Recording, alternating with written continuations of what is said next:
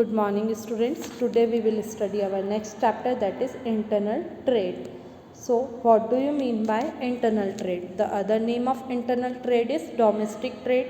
This is the buying and selling of goods and services within the confined boundary of the nation. The product being purchased from the neighboring local shop or from a central market or from departmental shop or from malls or even from door to door selling is all come under the internal trade. अर्थात internal trade का दूसरा नाम domestic trade है, इसीलिए हम internal trade को domestic trade के नाम से भी पुकार सकते हैं, बुला सकते हैं। किसी भी प्रोडक्ट को अगर हम बाउंड्री के अंदर यानी देश के अंदर ही खरीदते हैं और बेचते हैं और साथ ही साथ उस गुड्स की या उस प्रोडक्ट की सर्विसेज प्रोवाइड करवाते हैं तो उसे हम इंटरनल ट्रेड या डोमेस्टिक ट्रेड कहते हैं। वो प्रोडक्ट हम किसी भी लोकल शॉप से खरीद सकते हैं, किसी सेंट्रल मार्केट से खरीद के ला सकते हैं, कहीं डिपार्टमेंटल शॉप से खरीदें या किसी मॉल से खरीद के लाएं, कहीं डोर टू डोर जो पर्सन सेल करते हैं वहाँ से खरीदें या सेल करें, कुछ भी करते हैं अगर हम और उसकी सर्विसेज अगर हम प्रोवाइड करवाते हैं तो उसे हम इंटरनल ट्रेड कहते हैं। यानी local shop, central market, departmental shop, mall, door to door selling, ये सब जो है वो इंटरनल ट्रेड के अंदर आते हैं। Now what are the classification of internal trade? Internal trade को हम दूसरा एक और नाम से जानते हैं, दैट इज़ होम ट्रेड। यानी इंटरनल ट्रेड तीन नाम से जाने जाते हैं, डोमेस्टिक ट्रेड, होम ट्रेड या इंटरनल ट्रेड। ठीक है, अब इंटरनल ट्रेड दो पार्ट में डिवाइडेड है, होलसेल और रिटेल। सो सबसे पहले हम पढ़ते हैं what do you mean by wholesale. It refers to the trade in which goods and services are sold at large level and in large quantity. The owner of this trade is known as wholesaler. He buys the goods from the manufacturer in bulk and sell them to the retailers in small lots. The wholesaler acts as the middleman between the manufacturer and the retailer.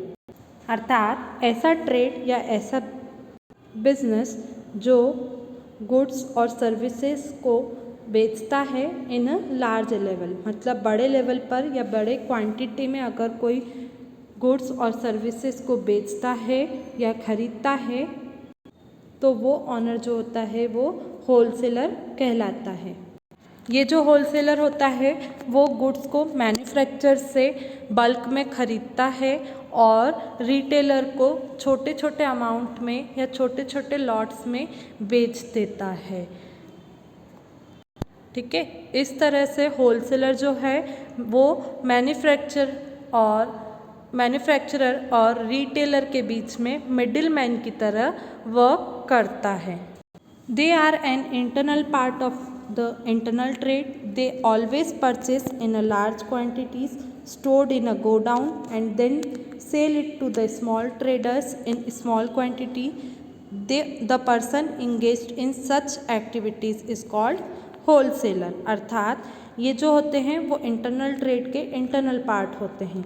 जो wholesaler होता है वो large quantity में purchase करता है और godown में store करके रखता है और स्मॉल ट्रेडर्स या स्मॉल क्वांटिटी में सेल करता चलता है। इस तरह से जो वर्क वो होलसेलर करता है और इस तरह से जो वर्कर्स या जो पर्सन होता है वो ऐसी एक्टिविटीज़ में इन्वॉल्व रहता है या ऐसी एक्टिविटीज़ करता है कि लार्ज क्वांटिटी में परचेज कर रहा है और छोटे छोटे लॉट्स में बेच रहा है, उसे हम होलसेलर कहते हैं।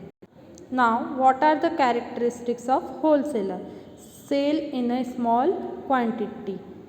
They deal in selling the acquired goods in small quantity to retail traders. अर्थात जो होलसेलर होता है वो अपनी जो गुड्स हैं उनको स्मॉल क्वांटिटीज़ में रिटेलर के रिटेल ट्रेडर्स को बेचता है और उन्हीं के साथ में डील करता है। जो रिटेल में परचेसिंग करता है। ठीक है, नेक्स्ट पॉइंट पे आते हैं, that is need for godowns and wholesaler. The generally keep their goods in godown, in shops they keep only samples.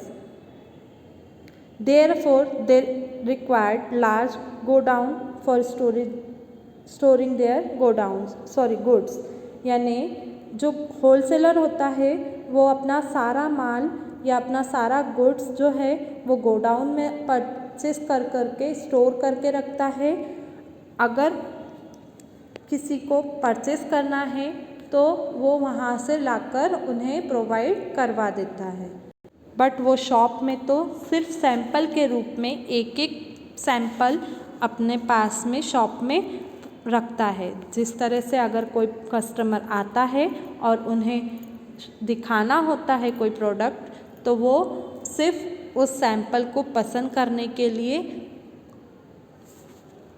Option में रखता है और उस सैंपल से वो पसंद करवा कर फिर गोडाउन से जो माल है या जो गुड्स है वो प्रोवाइड करवाता है। इसीलिए जो होलसेलर होते हैं उन्हें लार्ज गोडाउन ज़रूरी होते हैं, यानी बड़े पैमाने पर गोडाउन ज़रूरी होते हैं जिससे कि वो ज़्यादा से ज़्यादा अपना गुड्स यानी माल को स्टोर करके रख सकें। Next point, that is limited number of customers. As they sell goods to retailers only, therefore number of their customers are very few. यानी होलसेलर्स जो होते हैं वो रिटेलर्स को ही डील करते हैं स्मॉल स्मॉल लॉट्स में, मतलब 10-12 का लॉट बना दिया या 24 का लॉट बना दिया, ऐसे लॉट्स में ही वो अपना गुड्स सेल करते हैं। तो उन कस्टमर के लिए जो एक एक दो दो खरीदते हैं उनके लिए वो कस्टमर्स नहीं बन पाते हैं। इस तरह से होलसेलर के पास में नंबर ऑफ कस्टमर कम ही रह जाते हैं। Next point, that is direct purchase from manufacturers. They always buy goods directly from the producers their agents. अर्थात जो होलसेलर होते हैं वो मैन्युफैक्चरर्स से डायरेक्टली परचेस करते हैं, प्रोड्यूसर्स जो होते हैं उनसे डायरेक्टली परचेस कर लेते हैं और एजेंट्स के साथ भी वो डायरेक्टली परचेसिंग कर लेते हैं, जैसा रिटेलर्स मोस्टली नहीं कर पाते हैं। Balance between demand and supply. They try to maintain balance between demand and supply.